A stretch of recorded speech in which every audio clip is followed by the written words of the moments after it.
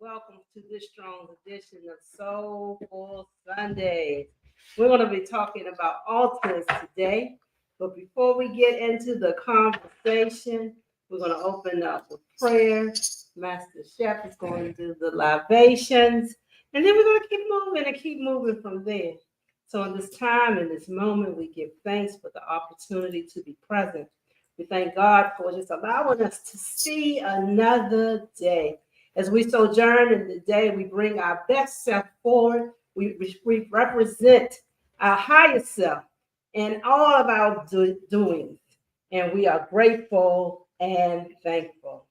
Amen, amen, amen. Amen. Right. There it is.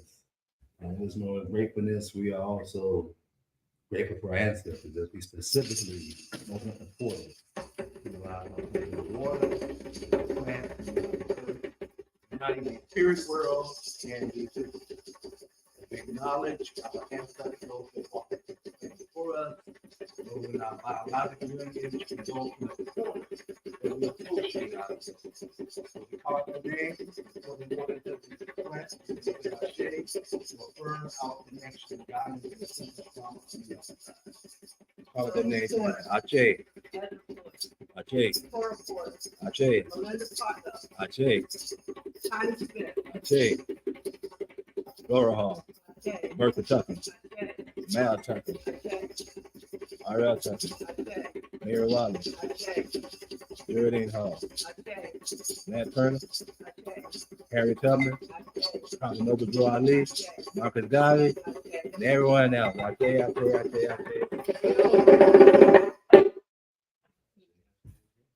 And we seal it with 3 invocation breaths as we center ourselves into ourselves. By simply relaxing, taking a deep breath in through the nose, releasing out through the mouth.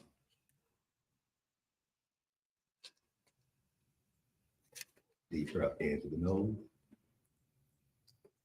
slowly releasing out through the mouth.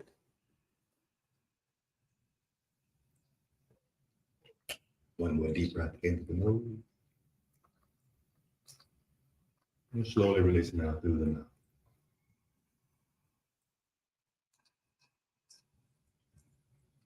Relaxing or releasing. Simplest breathing. I say.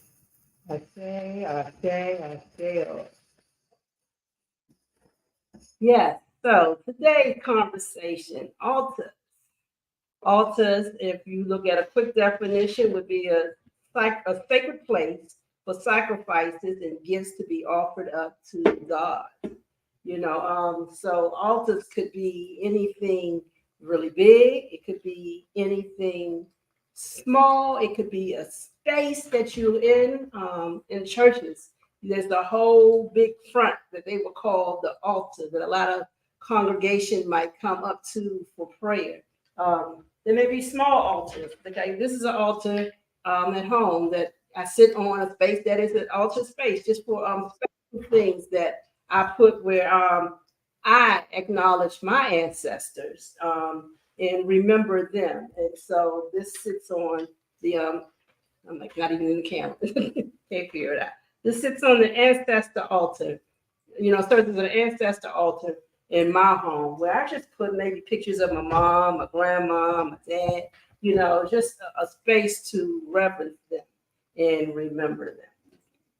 Altars are usually just that, where you might put something sacred on to reverence something sacred for you.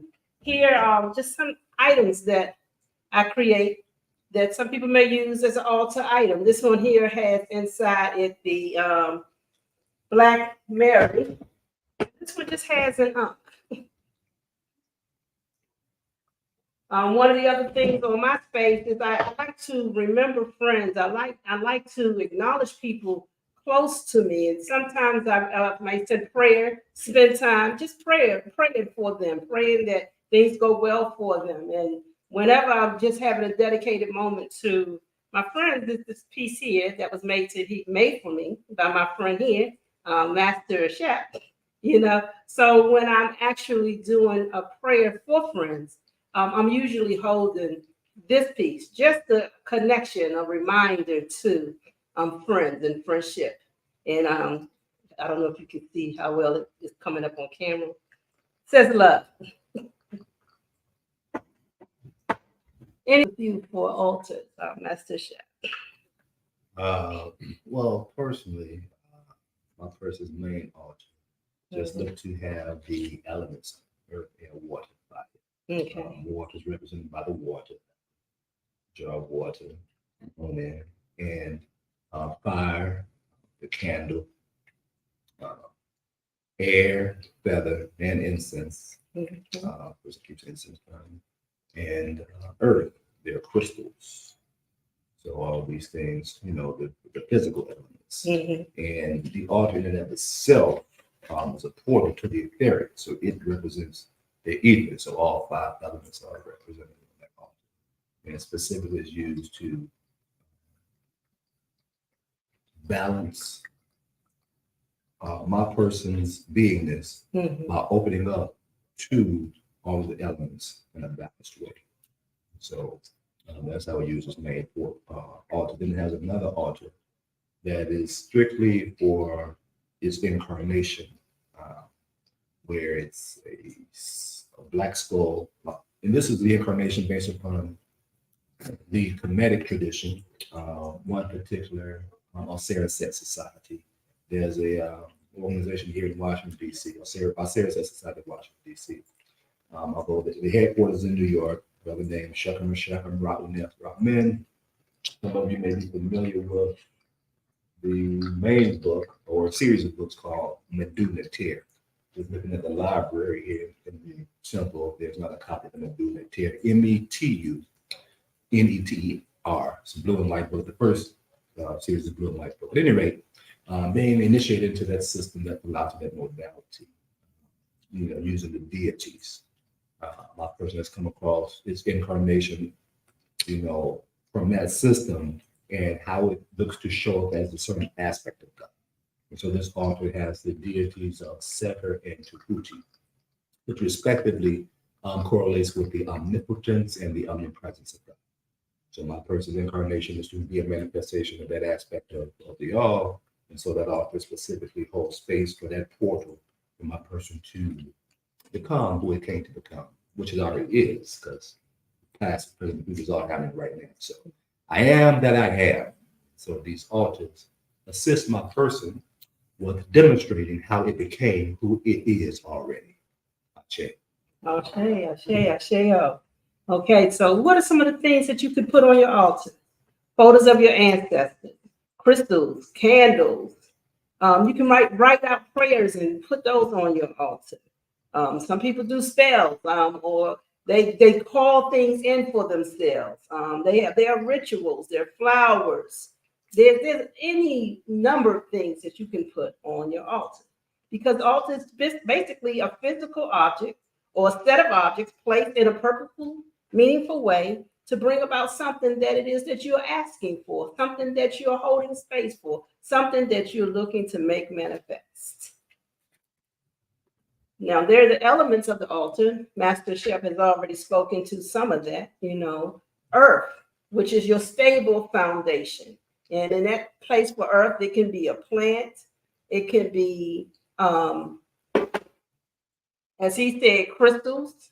It can be food, because food is that thing that nourishes the body. It is the foundation for keeping one healthy. So sometimes you may see people have on their altars, baskets of fruits and things like that. All of that representing earth. You can have a literal plant on your, I'm here each Sunday. I put a water space, a water fountain. I put a plant on the table, and I light a white candle. So that's on the altar, just a little small space in front of us.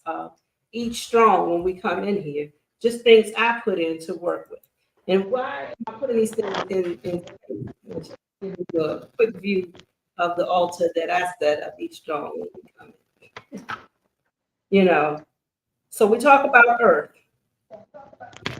It embodies grounding, stability, and nourishing qualities that can be fixed. It can be fruit. It could be all of the things we mentioned before. Water is flowing nature.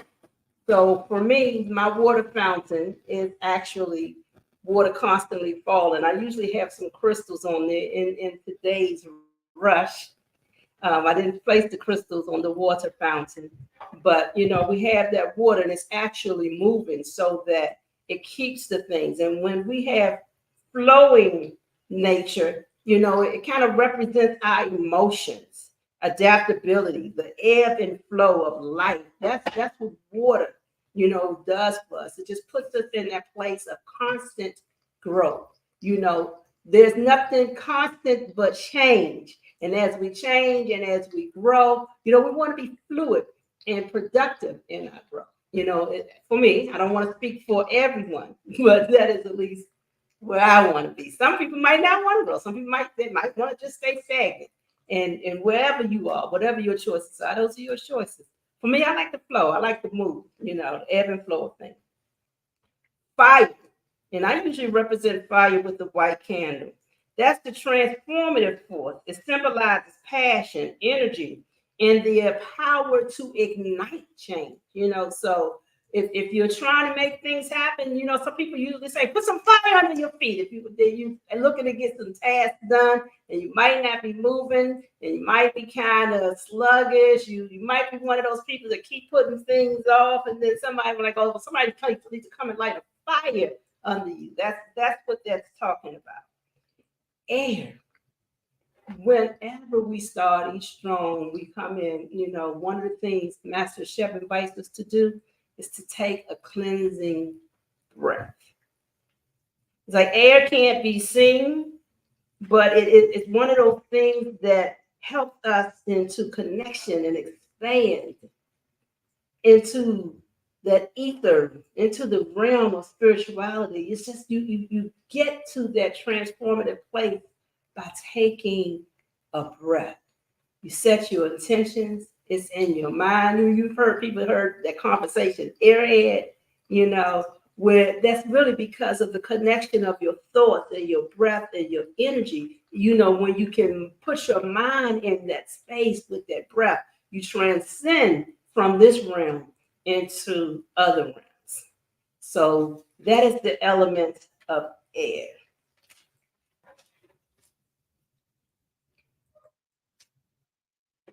Well, awesome. We did water, air, fire, breath.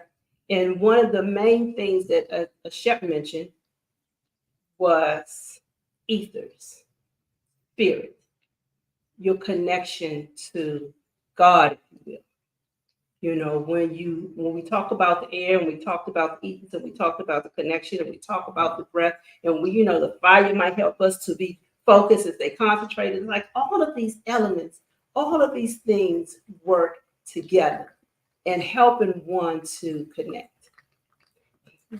Yes, but just reminded from the ancestors that there is the little small cauldron of the altar as well. It's an ancestor's money. It's part of that etheric connection. And it wasn't mentioned, they said, because we don't burn enough ancestor money. So, it's there. We don't, acknowledge it, just being transparent with, real time, as they say in now time. The instructions on, how my person can increase what is done. We give you more than intention. So, we give thanks for the reminder. We shall, see you this evening at the person ancestor.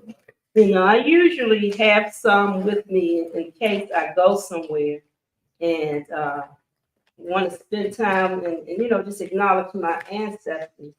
And I'll keep some money. Let me see if it's some money in case I go somewhere and I'm at a friend's home that doesn't necessarily carry ancestor money.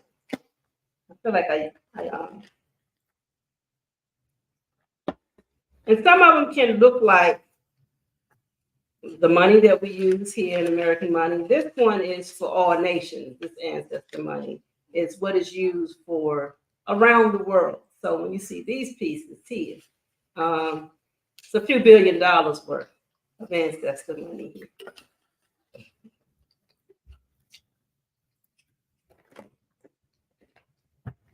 Just connecting with the show and tell of it all in support of Master Chef. Yeah, and another reminder as well. The same as these crystals, the same analogy. My person adorning themselves with these crystals, so that at some point it doesn't adorn itself because it is the crystal. This is just a reminder of what I am that I am. You know, so the same with the altars. You know, it is symbolic, a tool to connect my person with what it already is. The same as indulge with the sacred plants. You know, to remind myself, open up to what it already is. So at some point, it is just simply being all that without these extra tools. So we give thanks for the altars, all of them, to remind my person that it is the altar, it is the portal at the same time. And you speaking that it is the altar. You know, one of the altars I do not want to admit is the that main driving force, the altar of our hearts. You know, no matter what your intentions are, whatever you're doing, it comes from the heart. So something, you know, you've heard the saying, oh, they have a heart of gold. You know, that's a very giving person. That's a very loving person. Or you might know that they have a dark heart, or the person is usually cantankerous, not the most pleasant person to be around. You know, it's where your heart lies. You know, sometimes the heart could be so hurt and heavy. You know, feelings hurt, had death, loss in the family, you know, these things that we may carry in our heart that brings us down, you know. And other times it could be, oh, everything's great, you know, everything's well. And so you have this heart full of love and excitement and energy.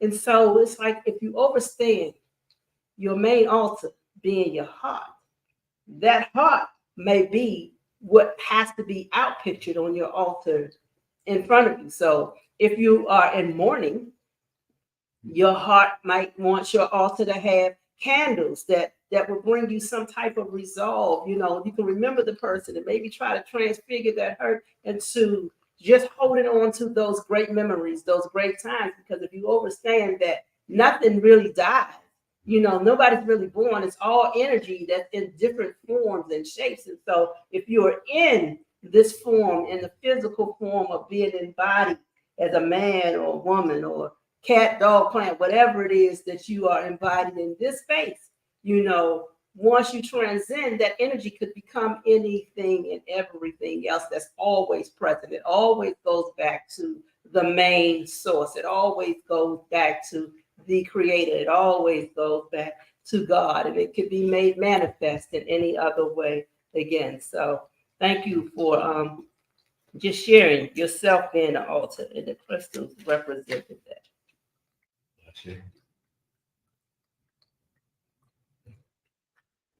You know, I don't see this. Was there anybody that had on anything online? Any questions that you see online today? No questions, isn't it? No questions. Yeah. So this is the space of altars. I just wanted us to really take time today and think about, you know, what's your altar, and what would you like to do with your altar?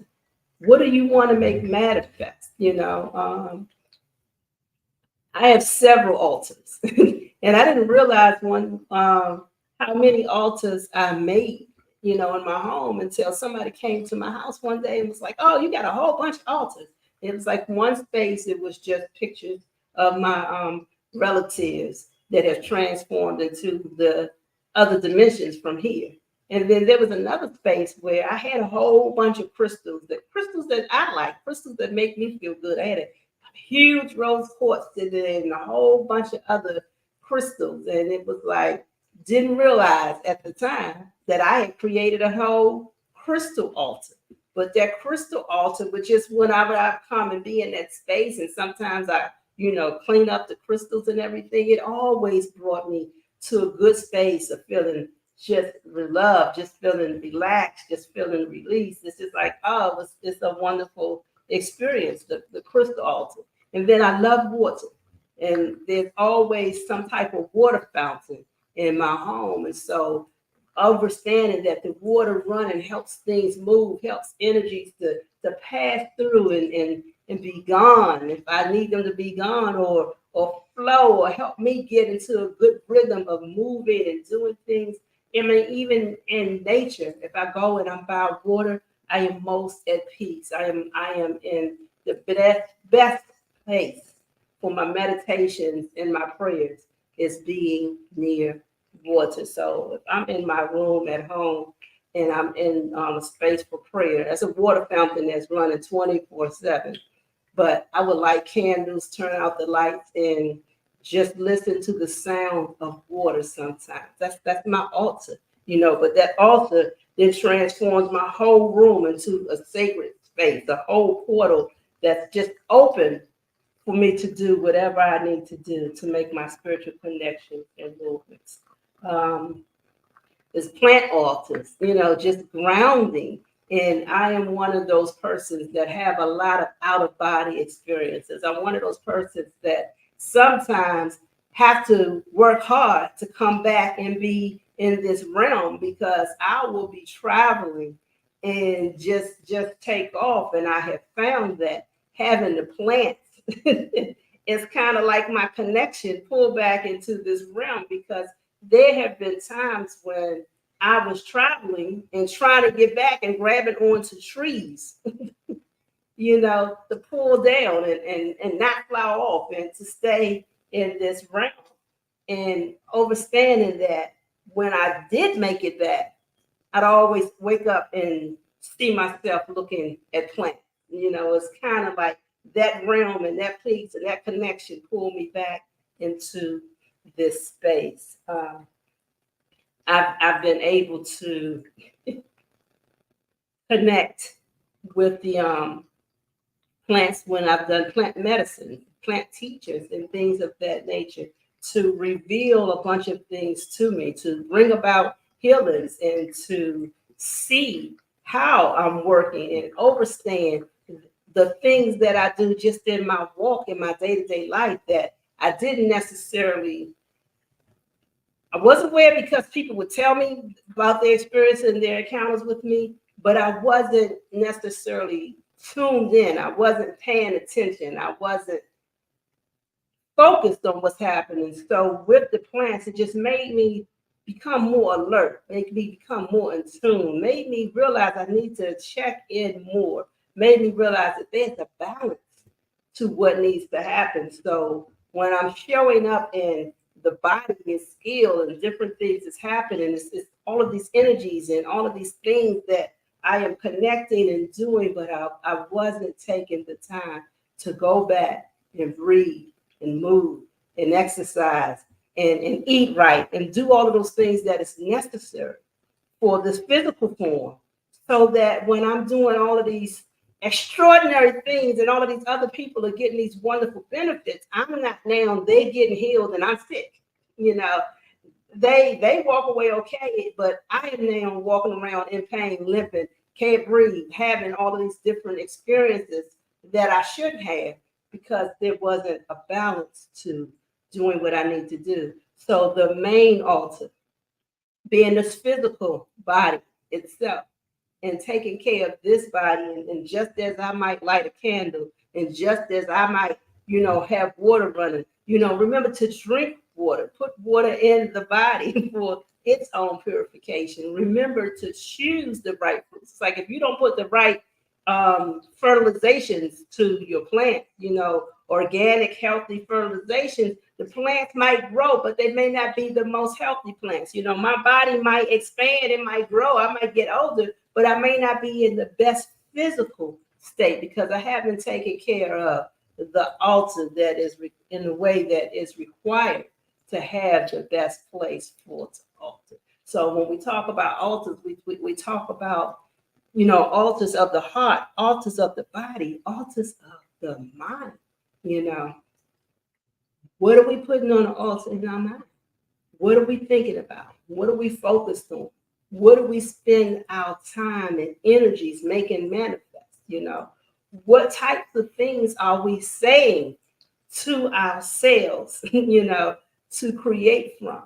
So that altar of putting the right thoughts in, putting beneficial thoughts in, putting the right information in, putting beneficial information in, being able to move into the realms and areas that I choose to move into requires proper care even of the altar of the mind. It's like I'm sitting here, all of these different visions and altars and what it looks like to move and advance. It's just coming right now. And so this is a beautiful space, even for me right now, because I am sitting here in real time thinking, okay, these are some of the fruits, these are some of the things that you might want to go and grab when you leave here today, because you keep talking about these changes today, and now is the time to actually put some stuff into practice. And so it's wild. And it's like this morning, I got the idea to eat some fruit, but I asked that master chef to bring me cupcakes yesterday. And I noticed that, he was like, okay, he did it, because I asked for it. And even before I ate it, I got the mind, you don't need that. What kind of cupcakes? Some orange cupcakes is what I asked for. So I got this orange Hostess cupcake. Is that the one with the cream inside? Is that the one? If you go tell it, it's liberating. It's free. And so I ate those cupcakes this morning, and spirit is like, and so you just spent the night in this whole wonderful spiritual realm, talking about the things that you want to make manifest. But you got to discipline yourself and do what you need to do to make manifest. It's like, because I'm already producing, I'm already manifesting, I already have things happening because they're in my heart, but they're also candles over here cracking like, yeah, we hear you. We're already in that space. But how do I expand on what I want to do and be able to do it in a long-term fashion, in a greater fashion? It's by the discipline. It's by taking care of self. And so I will have my pear and I will pick up some other fruits and be in that space. Where'd the pear come from? The pear came from Master Chef as well. Oh. So he went and paid for the cupcakes that you wanted, the orange cream cupcakes, gave it to you, and then also turned around and after you ate the cupcakes, gave you a pear. Gave me a pear. Oh, some fruit which was already programmed to eat already. Absolutely. Just wanted to get it clear because it makes a difference. Okay. As we indicate the timeline of what's happening. Mm-hmm. Yeah. And especially we can agree on the timeline of what's happening is very powerful. That's up because all we have is the now. Right. By giving full detail and account of the now, doing both sides, putting everything together, that's powerful in and of itself. So that's my person, ask questions and kind of chiming in because it's very powerful. It serves us very well. Awesome. And with that timeline, the pear was given to me after I got it.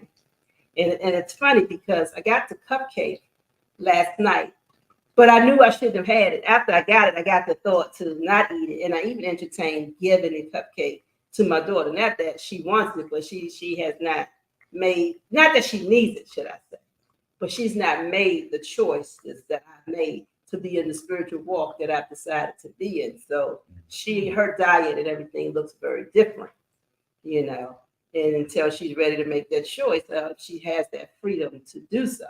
However, because I had making a choice, I held on to that cupcake. And then instead of finding fruit. There is fruit to eat it. There's plenty of fruit there. Instead of finding fruit. You ain't got to find it. It's already there. Okay, instead of going to get the fruit, I chose to eat the cupcake. And the cupcake has been consumed. And I have yet to have eaten the pear. But right after I go off camera, I'm going to wash this and consume this because this is what I should be putting in my body over the cupcake.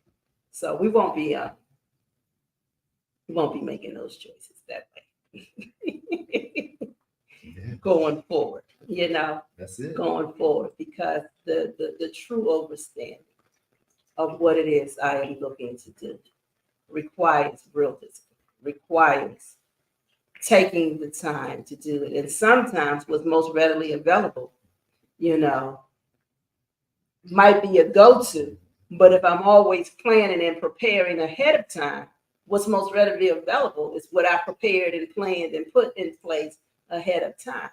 You know, one of the things, I had a dream the other night about poison and what we do to poison ourselves. And I was in this dream. There was a whole bunch of things that I know I shouldn't eat, shouldn't have, whatever, but I already had them. And so I was saying to my higher self, well, I don't want to waste this because I spent the money on this. And so what's going to happen is I'm going to go ahead and consume what I have right now because I've already spent the money on it so that I don't waste the money. But what I won't do going forward is I just won't buy it again. Sounds like a conversation I just had, right? But I just won't buy it again. And in the dream, spirit is like, but it's poison. If you knew that something was laced with rat poison, if you knew that something was, let's say, chocolate covered dog poop, are you going to go ahead and eat it because you know you don't want to waste your money? You already got it. Would you go ahead and eat it? And I'm sitting there going, well, that's rat poison. I know that that'll kill me. You know, that's dog poop. That's not even considerable as something I want in my palate. I don't care if you put chocolate on it. I don't care if you put sugar. I don't care what you put. That at the end of the day, that's dog poop. And so Spirit was like, but at the end of the day, these foods that provide no service to you, these things that you know aren't healthy, are as poisonous as that poison. Now, this poison might take you out sooner, but this poison will take you out eventually. And then look at what your body is going through. Look at the experiences that you're having. It's because you are being poisoned. And you know you're being poisoned and you're still choosing to take the poison.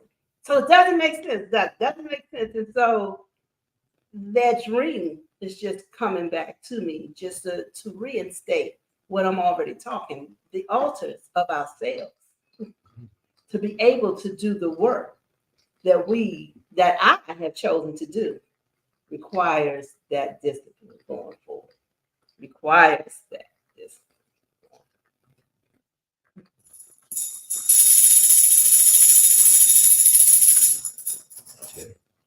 I share. I think I've said enough. Now it's about the application. Now it's about the application. And so I just want to share one of the things that my person has applied, integrated, when it looks at the elements and the altar and being the altar. It looks at connecting the elements intentionally with the water,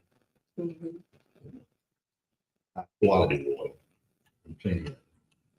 Generally half my person's body weight in water. Quantity. Like quantity and the quantity again, usually with crystals in it, or the rays of vibration, things like that. But that's my person.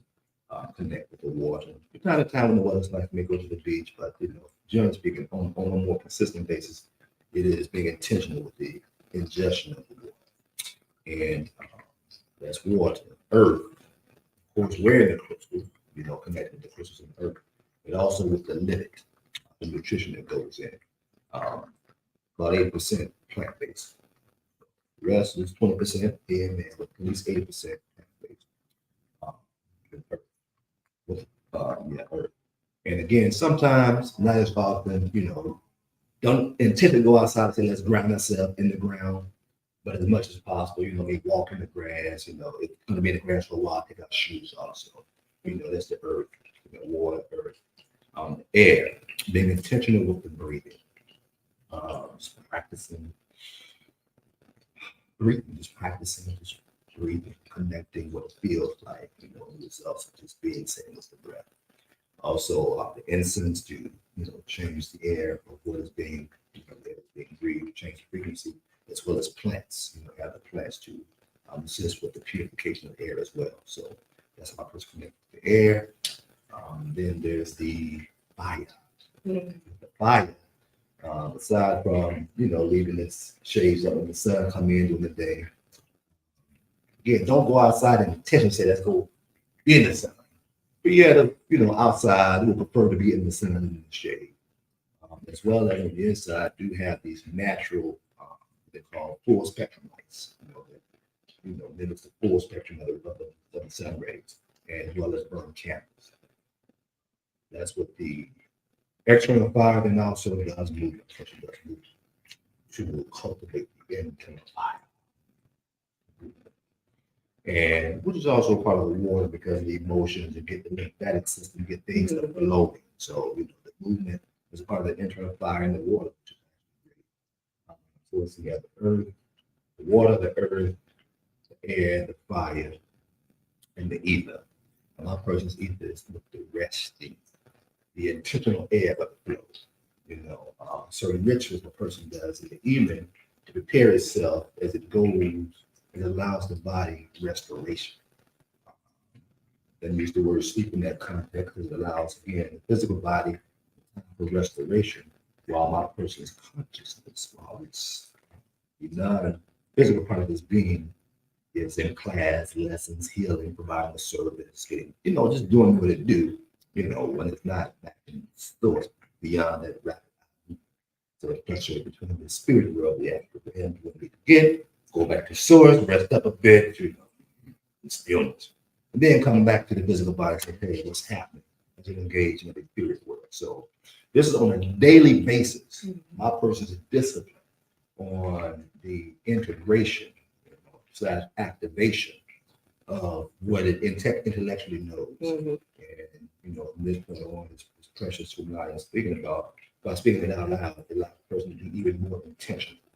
Because part of what we do here at Soulful Sundays, we'll hit the tip in general, more specifically with I am is we are practitioners of the word. So-called preach, we practically preach. Absolutely. So as we share these things, we are convicted to even be more intentional to do more of them because we intellectually understand the benefits and we experience the benefits when we do them. And for us to share before you, again, it's a discussion, so we share it. The next time we share in this context, when and however it comes back up, then the ideally that we should be having some testimony. Right. See, we have advanced by integrating, we share or expand upon what we're already doing at this point. It's space. So again, that's my way of being the altar. As it engages in the altar. Ashe.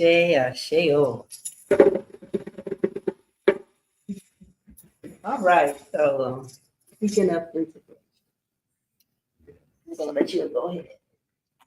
Move to that next thing. And we spoke briefly about I am it. Just a reminder that we're representing the I am it nation here at Temple Mother Earth, and this production is of the Indigenous Culture University, the I.C.U. And I was like, rain? Wind. Interesting. The wind has picked up a little bit. Is that rain? Anyway, yeah, so we're here on Sundays with the Soulful Sundays. On moon days here at the temple, we have a pop-up, that's a temple, Mother Earth event. We're just here to help facilitate and share interviews with that. And on Wednesdays, it's Community Day and Game Night. For those who have the time and like to support the temple, tithing of your time and energy, for whatever needs to be, assisted with at the temple itself. Then the game night, socializing, playing games, again, up to the Mother Earth. Okay? And those three things are what's currently on a regular basis. Aside from that, we have the sweat lodge and ayahuasca ceremony that generally takes place the Saturday of the full moon of every month. So that would be the 29th coming up for that. And we're gonna just put this ticker across the bottom. So if you would like to, get a glimpse of all the events, whatever you like, you can check out the templemotherEarth.org. Also coming up will be on Friday, starting in December, will be Art of Sovereign Living, which my person is preparing now because it's incarnation, the sovereign living piece to be free. Ideally, the Virginia Mace symbol indicates that there's nothing above you is God. So you're free to move, you choose to move as a sovereign being, not compelled by external influence energetically. You get up to that, baby. Just know that it's coming up soon. And also, if you'd like to donate, there's also on the website the Mother Earth Temple itself, as well as IAdmit.me. Here you will find information about the Indigenous Culture University Working Collective Health Initiative. One of the other, which just not saw that. There's no slight of pun there. We'll next time we'll look at that. But yes, IAdmit.me is a way to check out the Collective Health Initiative and know what the I.C.U. is doing and any other events that we have going on. So,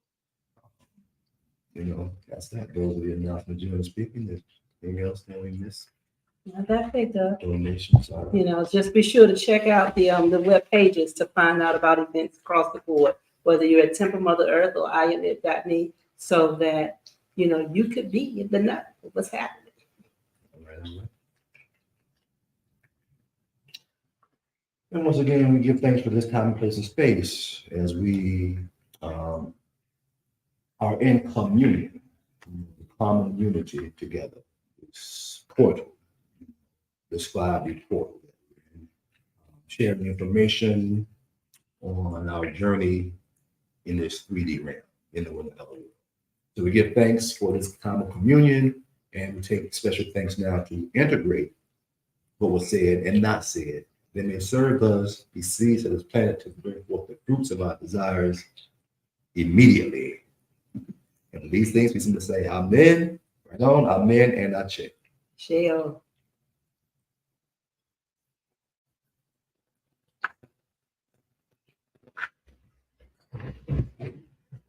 Do a little more playing before we go. All right.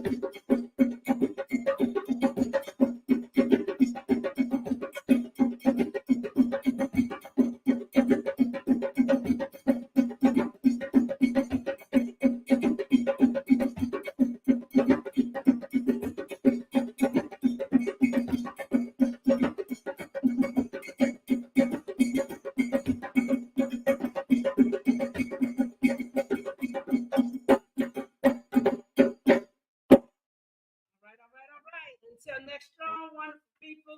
Enjoy your day. Have an awesome, strong,